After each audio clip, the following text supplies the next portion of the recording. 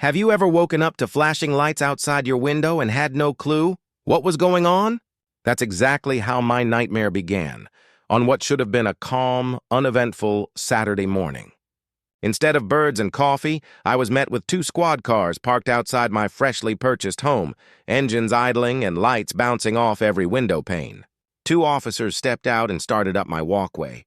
One knocked on the door, hard, while the other hovered nearby, his hand resting just inches from his holster. "Sir, we received a report about unauthorized construction on HOA property," said the taller one. I blinked, trying to process that. "I'm sorry. What property?"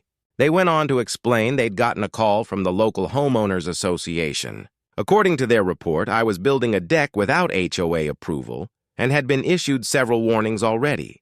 That would have been a serious accusation if it weren't completely impossible. I didn't even live inside their HOA boundaries. My home sat 2 blocks outside their jurisdiction. The map showed it, my deed proved it, and even the county confirmed it when I bought the house 6 weeks ago. I grabbed my folder and handed them the documents. The officers were professional, looked everything over carefully, and eventually nodded. "This does look outside their coverage," one said, "but..." They were pretty insistent on the phone. "Insistent," I repeated, half laughing. "That's putting it mildly." I soon learned the caller was none other than Karen Wallace, president of the Evergreen Pines HOA, a woman whose reputation preceded her. Around here, she was infamous for sticking her nose into everyone's business, whether they lived under her rules or not. I tried to shrug it off, until 3 days later, when it happened again. This time, 2 different officers showed up responding to a call that I was running illegal short-term rentals. "I don't even rent. I live here." That's when I started keeping a log. By the end of the 2nd week, I'd had 4 police visits, 2 code enforcement notices mysteriously taped to my gate, and even an anonymous letter in my mailbox accusing me of violating community standards. The letter wasn't signed, but I didn't need a signature. The condescending tone gave her away. It had Karen written all over it. Now, I wasn't just annoyed. I was angry. What kind of HOA president believes she can police homes outside her jurisdiction? And how many neighbors had she intimidated into silence before me? That's when I decided to dig deeper. If she thought I'd roll over and submit, she was about to learn she had picked the wrong guy. I wasn't someone who went looking for fights, but once one found me, I never backed down. After the 4th police visit, I started documenting everything: timestamps, officer names, photos, and even body cam references. Every time a squad car rolled up, I added another page to my growing file. But this wasn't just about collecting evidence. I was quietly building a case. The more I learned, the clearer it became. Karen Wallace had decided the entire block was under her rule. And apparently, I wasn't her first target. One of my neighbors, Paul, lived just 2 houses behind me. "You're not alone," he told me. She tried to find me for putting solar panels on my roof. I had to get the county to send her a cease and desist. That confirmed it. Karen had a pattern. I went straight to the zoning office and pulled the official boundary maps. Sure enough, Evergreen Pines HOA had a clearly defined perimeter, and my property wasn't even touching it. The entire back row of our street had never signed the HOA covenants. We were free and clear. But Karen didn't operate by rules. She operated by intimidation. Her strategy was simple: create enough noise until people gave up. Then something unexpected happened. One of the officers who'd shown up the 2nd time, let's call him Officer Rhodes, called me privately after his shift. "I looked into your property," he said. "You're right. It's not under HOA control, but the HOA president flagged your address in our internal system as a problem location. That's why the calls keep escalating." I froze. "Wait, she what? Can she even do that?" "She's not supposed to," he replied. And that's when everything clicked. Karen Wallace was abusing her position, pretending she had legal authority, falsifying complaints, and manipulating police records to harass me. She wasn't just a nosy neighbor.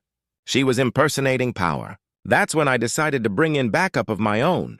I called a real estate lawyer and handed him my growing evidence folder. He flipped through the stack, eyebrows climbing higher with every page. "She's impersonating legal authority," he said. "If we can prove intent, that's a criminal offense. You've got enough here for a cease and desist, possibly even civil damages. It wasn't just about defending myself anymore. This was about stopping her from doing it to anyone else. I gave my lawyer the green light. But before the paperwork hit her mailbox, I wanted to see her face when she realized I wasn't the type to be scared off. And as if the universe was on cue, it started again. Only this time, the knock came not on my door, but on my fence. Loud, deliberate, like a judge's gavel. I stepped outside. There she was, Karen Wallace, arms crossed, clipboard in hand, sunglasses perched like a badge of fake authority. She looked like an off-duty sheriff, and she was about to get her reality check. "You're in direct violation of HOA codes 3.2, 5.1, and 7.4, she snapped before I could even say a word. I almost laughed. "Karen, I don't belong to your HOA." She didn't flinch. "You're close enough.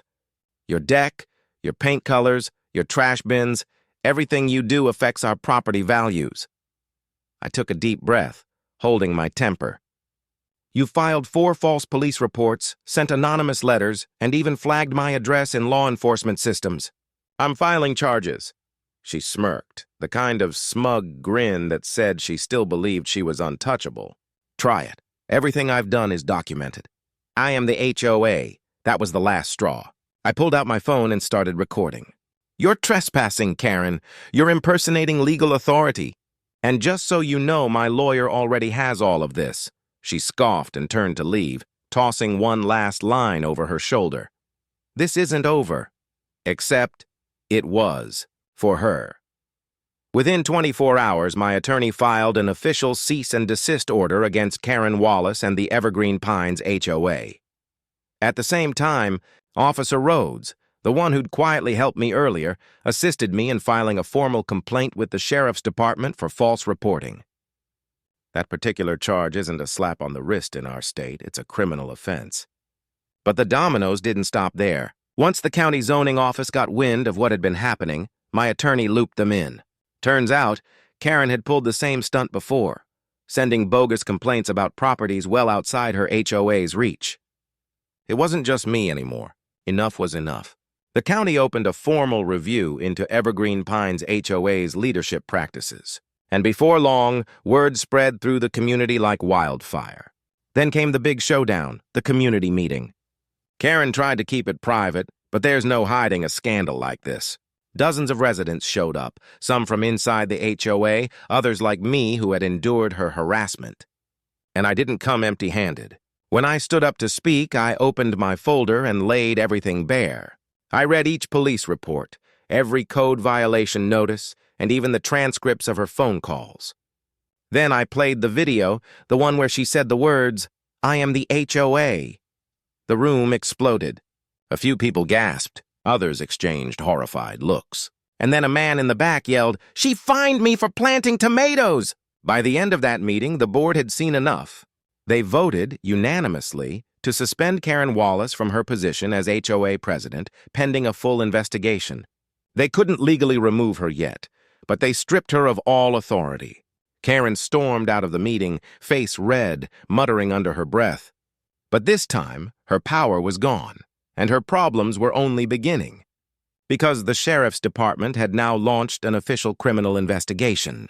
And when it comes to false police reports, those carry felony weight in our state. 2 months later, I found myself standing in the county courthouse, not as a defendant, but as a witness. Karen Wallace had been formally charged with 4 counts of filing false police reports, 1 count of impersonating a public official, and a civil complaint for harassment and misrepresentation of authority. And this wasn't just about me anymore. The community backlash had snowballed.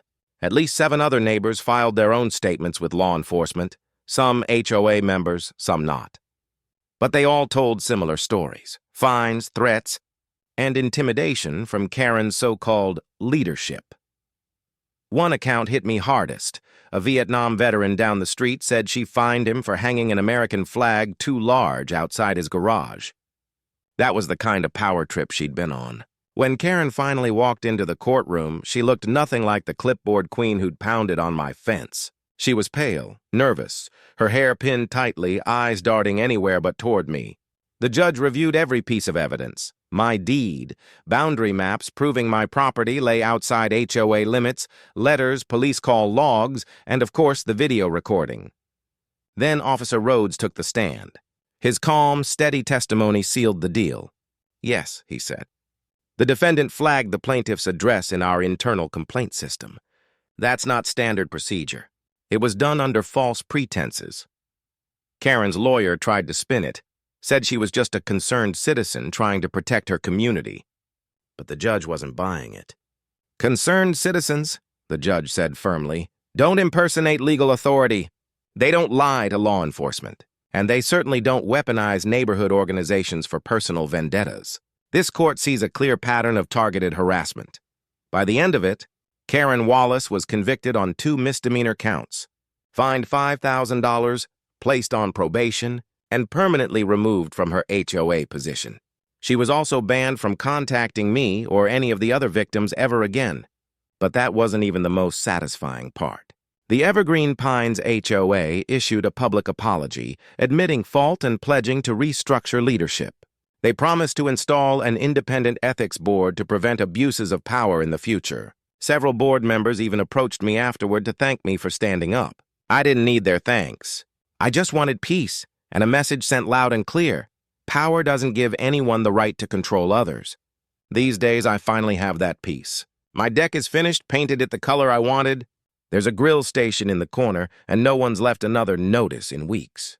Now, when I look out over my quiet street, I don't just see a house. I see a victory, a stand for every neighbor who was ever bullied by someone who thought rules only applied to everyone else. And as for Karen Wallace, she learned the hard way. You can't find people into silence, especially when they never belonged to your HOA in the first place. If you've ever dealt with a power-hungry HOA or been targeted unfairly, hit that subscribe button. I'm just getting started, and trust me, there's a lot more to expose.